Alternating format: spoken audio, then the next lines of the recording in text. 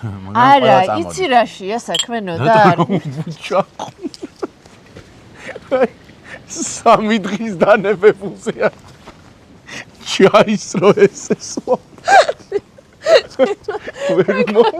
ერთი 20 ჯერ მიუჭახუნე. ჩაი. არა და მართლა ჩაია.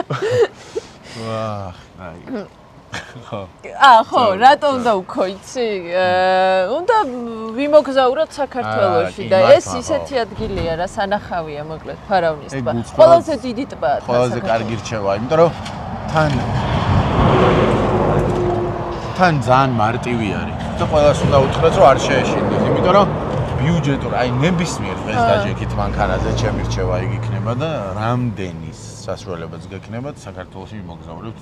აი ფაქტიურად ეგრეა. ხო, გზა კაია, სედანითაც მოდიხარ და მოკლედ ცხოვრებაც კაია აქ რო ვართ. ნამდვილად და მზეა და თან თოვლი და თან ჩაი. სანამ ნელ შე ბოლოში და